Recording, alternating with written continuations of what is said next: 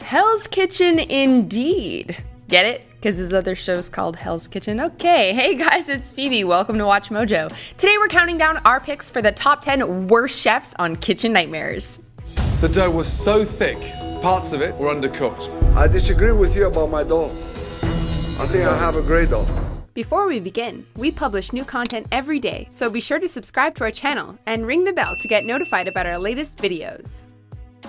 We're looking at the US version of Kitchen Nightmares and focusing on terrible chefs rather than gross restaurants or awful owners. Let's get to the list. Grilled salad. Come on. It is grilled. Number 10. Akira. After losing his confidence, Akira starts to let standards slip at Sushi Co. Gordon discovers all kinds of issues, including a hot fridge and reused sticks for the sushi. But the biggest problem is plain and simple: the food. It wasn't enough to serve him sashimi with frozen salmon and an unpleasant bowl of miso soup. Akira also made the mistake of recommending the sushi pizza to Gordon. It's rice, salmon, crab, and mayonnaise, some cheese. Wow. This pizza is so bad, Gordon spits it out and tells the kitchen it's an insult to both sushi and pizza. Number 9. Anthony. Gordon's dining experience is already off to a rough start when it begins at 4:30 in the afternoon, but Anthony's food doesn't help. I'm very excited to show Chef Ramsay what I can do. I feel that there will be no faults in what I produce for him. Though Anthony thinks his food is faultless, Ramsay disagrees. It turns out that Anthony has actually never worked in an Italian restaurant before.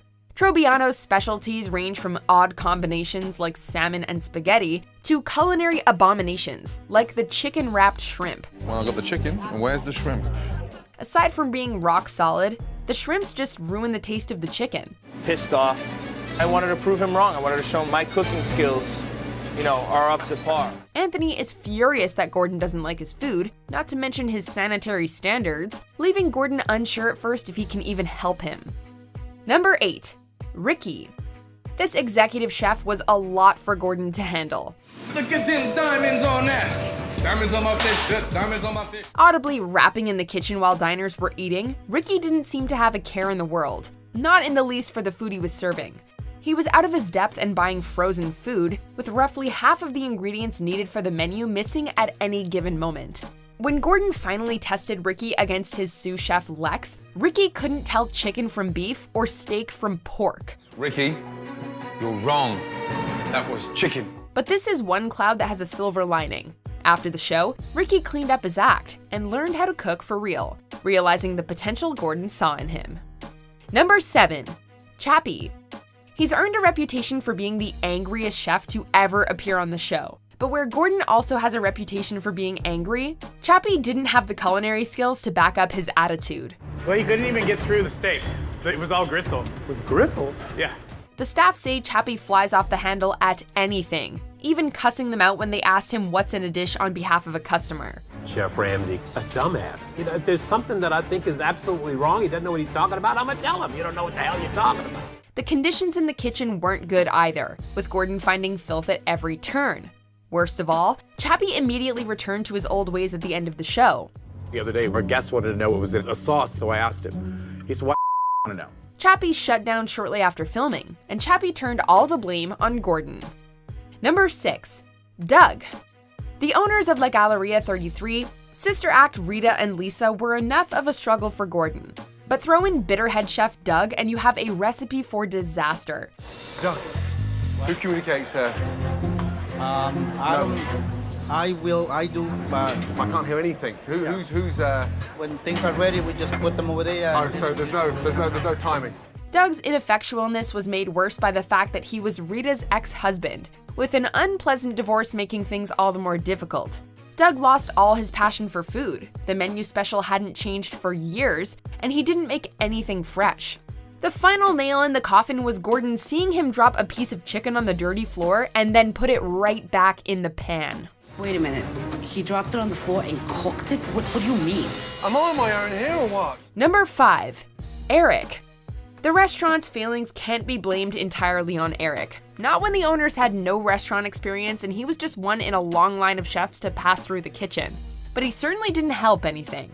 Gordon finds Eric's kitchen filthy and in disarray, just like the rest of the restaurant, but Eric blames all his problems on it being just a bad day. A bad day? Yeah, happens. You never had a bad day? I do have bad days all the time. Obviously, you having one today. Just relax, take a chill pill, reload, and do it again. An old rack of ribs Eric was keeping for months is so pungent, it makes Gordon sick, and Eric finds himself out of a job partway through the show. Okay, so what do you want to do? We're gonna part ways. Okay, no problem. Okay? Damn it. Number 4. Doug. After almost killing Gordon by serving him a rock-solid homemade Greek cookie, you'd think Doug might be a little more open to criticism. Unfortunately, his attitude just gets worse as the episode goes on. You've eaten it. Smell that then. Smells sour. Probably sour on the outside. Are you mad? Doug refuses to listen to the restaurant owner Peter, who's walked all over by his staff, and serves customers some truly appalling dishes. That was cooked on Friday and I had to recook it Saturday. That's what you gotta do. It took days for Gordon just to get them to clean the restaurant, and Doug continued to resist changes, refusing to taste any of the new food Gordon introduced. Now I'm seriously insulted. Unsurprisingly, Gordon told Peter to fire Doug, and he gladly obliged. Number 3. Jorge and Matt. At Park's Edge, Gordon is faced with one of the weirdest foods of his career, namely Jorge's unique take on a Caesar salad, which involves grilling a large piece of lettuce. But this is a first for me, a grilled Caesar salad. No, but they actually grilled the lettuce. Neither Gordon nor the waitress can wrap their heads around why anybody would grill lettuce, but that's not the worst thing these chefs have to offer.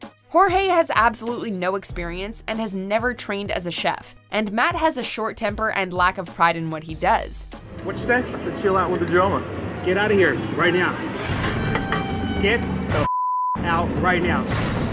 To top it off, Chef Matt loses his cool and leaves the kitchen in disgrace during dinner service on the final night. Why is he acting like that? Because he's a jackass. Number 2. John. Both the ailing owner of Mama Maria's and its head chef, John is at his wit's end trying to do everything at once. So you're serving pork bones in the sauce to a vegetarian. Because of this refusal to delegate, he risks ruining the restaurant's glowing reputation, built up by his parents when they owned the restaurant. My friend got sick. Is he vegetarian? No. No. What did he have? It's a lobster tail. But John's haphazard cooking and bad habits don't just threaten his business. They also threaten the lives of his customers. Mama Maria's has to be shut down by Gordon mid-service after someone eats a rotten lobster and ends up vomiting in the bathroom. An ambulance is called, and John has to face the consequences of his actions. A guy had some lobster and he has a reaction to it. The gentleman sit down. Oh my God. We just saw an ambulance come out? Yes. Oh my God. Before we unveil our top pick, here are some dishonorable mentions. How's it going? I need to find out what cheeses are in the ravioli. What cheeses are in the ravioli? Yeah. What kind of cheese is in the breaded ravioli? Read the box. You want to microwave these meatballs, please? Okay. Come on, work with me. Cheese. I just had to pray over Chef before he ate the chitlins. What the There's no prayers gonna save me on this one. Oh my God. Hates him. Said it's so dry, it's inedible. He said it's embarrassing. Yeah, very dry. He says it's soggy. I'm not he touched down. I'm not gonna put my mouth on that. The snapper was soft. Well, what the hell you want it to be? Hard like a rock? Number 1. Amy. While as a chef, Amy isn't completely awful, as a restaurateur in general, she's easily worthy of the top spot. Okay, Amy. What? 2 pieces not cooked enough. Put it again in the oven. Sure, I'll burn it for them. Okay, it's not cooked enough. Gordon made a point of complimenting her desserts, which is fair enough because she's actually a baker by trade, but when it came to the other courses, she was way off the mark. My dough's raw. After all this wait. Wow. It wasn't just the gross pizzas that were sent back to the kitchen without her knowledge. The way she treated her staff was tyrannical. No, 5 beef. Are you sure? You don't need to question me, Katie. You can go home right now. I'm sorry, Sammy. After firing a waitress during the show for asking if she was sure about which table an order was going to, Amy went down in Kitchen Nightmares history as the one Gordon couldn't save. What are you doing? You had an attitude with me all night long, Katie. Okay, I quit. No, you're not. Quit. She is quitting. She has an attitude. Well, I just lost my appetite. Some people are just beyond help. What did you guys think of our list? Did we get it right? Let us know in the comments below and check out these videos.